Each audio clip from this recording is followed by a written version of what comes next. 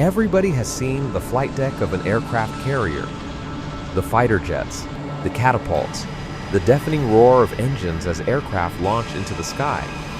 That's the part of the ship everyone knows, but it is only the surface. Beneath that famous flight deck lies a world most Americans never see, and most sailors will never fully explore. There is a labyrinth of steel-stretching deck after deck below the waterline. Down there, massive propeller shafts spin with immense power just feet from where sailors work. Nuclear reactors operate behind sealed boundaries at the heart of the ship.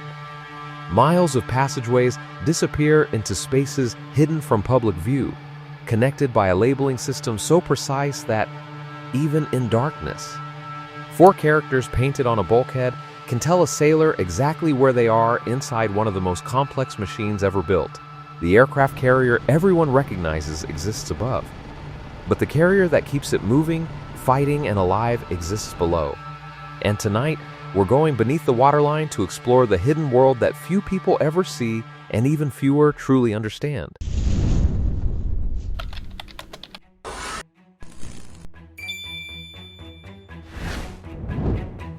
Have you ever wondered what's actually underneath an aircraft carrier's waterline? Drop yes or no in the comments right now. Stay with us, because by the end of this video, you'll understand a system of engineering that most Navy veterans themselves only partially explored in their entire career. A skyscraper built upside down and sealed in steel. A Nimitz-class supercarrier stretches 1,092 feet overall and displaces more than 100,000 tons at full load. The flight deck sits roughly 60 feet above the average waterline, but the carrier size isn't measured only by what rises above the ocean.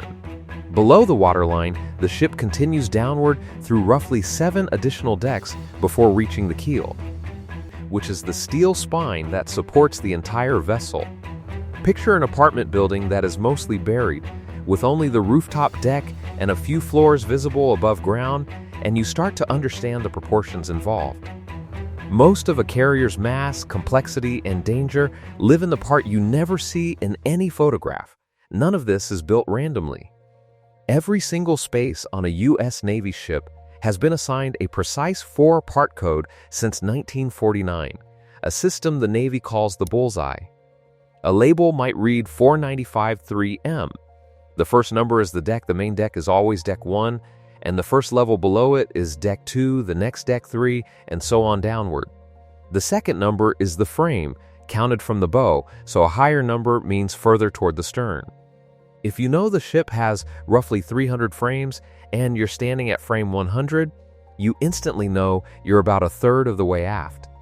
The third number tells you your position relative to the ship's centerline, odd numbers to starboard, even numbers to port, with the number increasing the farther you are from the middle of the ship. And the final letter tells you what the space is for. L for living spaces, M for ammunition magazines, E for engineering, F for fuel, T for escape trunks, V for void spaces left deliberately empty.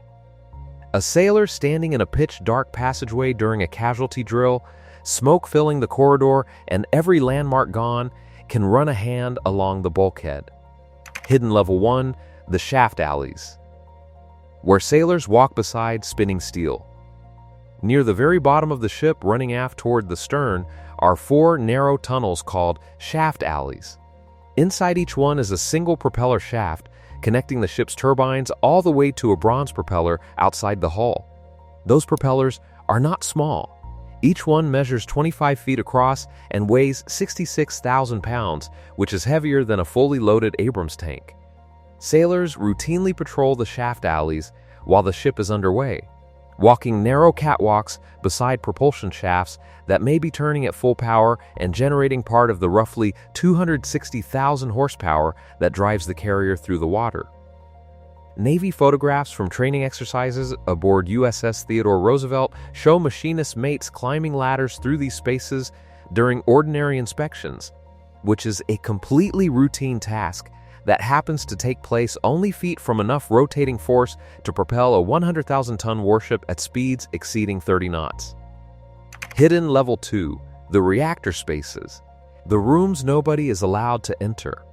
A Nimitz-class carrier is powered by two Westinghouse A4W nuclear reactors, each housed in its own sealed compartment below the waterline, positioned just forward of the machinery spaces that hold the shaft alleys. The reactors heat water into steam, which drives 4 turbines, which in turn power the propeller shafts below.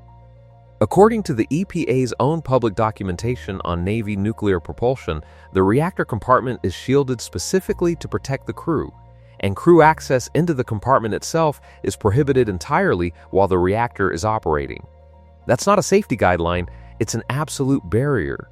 The sailors of the ship's reactor department work just outside that shielding, wearing radiation monitors that are checked on a regular schedule, following strict procedures designed to limit total exposure over a career. Each reactor is powerful enough that the ship never needs to refuel for over 20 years, and the Navy's own design documentation notes that Nimitz-class carriers carry larger magazines and far more aviation fuel than earlier carrier classes, specifically because the compact size of just 2 reactors, replacing the 8 reactors used on the earlier USS Enterprise, freed up enormous amounts of internal space for everything else aboard. Hidden Level 3. The magazines. Millions of pounds of ordnance deep in the hull. Below the hangar deck, in compartments coated with the letter M under the Navy's bullseye system, sit the ship's magazines, the spaces where bombs, missiles, and ammunition are stored before being moved up to the flight deck. Nimitz-class carriers were specifically designed to carry 50% more ordnance than the older Forrestal-class ships that came before them. It is a direct result of lessons learned flying combat sorties during the Vietnam War. Placing the magazines deep in the hull, below the waterline, isn't a space-saving decision. It's a survivability decision. Surrounding the explosive cargo with layers of steel and the ship's own structure gives ordnance the maximum possible protection from external attack, while keeping it as far as physically possible from the flight deck fires and impacts that are statistically more likely to occur during flight operations above. Newer ships in the class, beginning with USS Theodore Roosevelt, were built with additional structural improvements specifically to better protect the ordnance stored in these magazine spaces. It is a refinement added directly in response to real-world damage control lessons. Getting a bomb or missile from one of these deep magazines up to a waiting aircraft is its own logistical operation, involving dedicated ammunition elevators that run vertically through the ship, moving ordnance up through deck after deck until it finally reaches daylight on the hangar bay or flight deck above. The entire path, from the moment a weapon leaves its rack in the magazine to the moment it's loaded onto an aircraft's hardpoint, is tracked, logged, and inspected at every stage. Because everything between that magazine and the flight deck above is, by design, surrounded by thousands of other sailors going about their normal day. Magazines, reactors, shaft alleys, all of that is built into the ship's structure. But there's a layer below all of it that exists purely to keep the ship from sinking, and it has one of the strangest designs in all of naval engineering. Hidden Level 4. The double bottom. The hull inside the hull. At the very lowest point of the ship, beneath everything else, lies the double bottom. It's exactly what it sounds like. 2 complete layers of steel plating, an outer hull and an inner hull separated by a gap. If the outer layer is ever pierced by a torpedo, a grounding, or a collision, the inner layer is designed to hold, preventing a single breach from flooding the ship. The space between those layers isn't empty. Either it's used for fuel storage and for void spaces. Compartments are deliberately left empty to help control the ship's stability and balance. In fact, the Nimitz class has a well-documented engineering quirk. The ships have an inherent tendency to list slightly to starboard under full combat load, caused by the asymmetric weight of the island superstructure on the flight deck above. Naval engineers have used these lower void spaces as ballast specifically to correct that list, meaning sailors thousands of feet away on the flight deck are walking on a level surface because of careful weight management happening in compartments 7 decks below them that they will, in most cases, never set foot in during their entire enlistment. Hidden Level 5. The water and fuel tanks. A city's plumbing underwater. A Nimitz-class carrier carries roughly 3 million gallons of jet fuel in tanks built into the lower hull, enough to refuel its entire onboard fleet of fighter jets about 20 times over before needing resupply at sea. Alongside the fuel tanks sit the ship's freshwater tanks, 27 of them aboard a single carrier, supplying drinking water, cooking water, and showers for a crew that can exceed 5,000 people during deployment. In 2022, that system became a genuine crisis. USNI News reported that USS Nimitz discovered its drinking water had been contaminated with JP5 jet fuel, forcing the carrier back to port for a 2-week process of flushing the entire system with more than 1 million gallons of city water.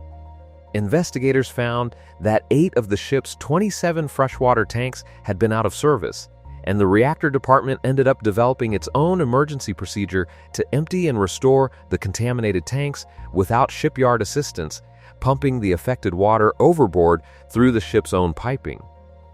Weeks later, a second carrier, USS Abraham Lincoln, discovered separate contamination in its own potable water system. Both incidents trace back to the same lower deck plumbing infrastructure that almost nobody outside the engineering department ever thinks about. It is proof that even in the most sophisticated warship on Earth, the lowest, least glamorous systems can bring the entire operation to a halt if they fail. Closing, once you stand on the flight deck of a U.S. aircraft carrier, and you will realize you are standing on perhaps 15% of the actual vessel. Everything else, the shaft alleys where sailors walk beside spinning steel at full power, the reactor compartments sealed by law against human entry, the magazines holding enough ordnance to support a war, the double-hull bottom engineered to survive a torpedo strike, the 3 million gallons of jet fuel, and the 27 tanks of drinking water that quietly keep 5,000 people alive sits below a waterline that most Americans, including most people who have served in uniform, never see in person. It is, in the truest sense, a second ship hidden inside the first. A skyscraper built downward instead of upward, sealed in steel, numbered with a precision system invented in 1949 so that no sailor is ever truly lost inside it, and kept running by men and women who spend entire deployments working in spaces with no windows, no sunlight, and no view of the ocean they are sailing across. The jets get the cameras, the catapults get the highlight reels. But the reason any of that works at all is the part of the ship nobody photographs. It is 7 decks of engineering, discipline, and quiet competence, running in the dark exactly as designed every single hour of every single day. Which hidden level surprised you most? The sealed nuclear reactor compartments, the double bottom hull, or the jet fuel contamination that shut down 2 carriers? Tell us in the comments, hit subscribe, and stay with us.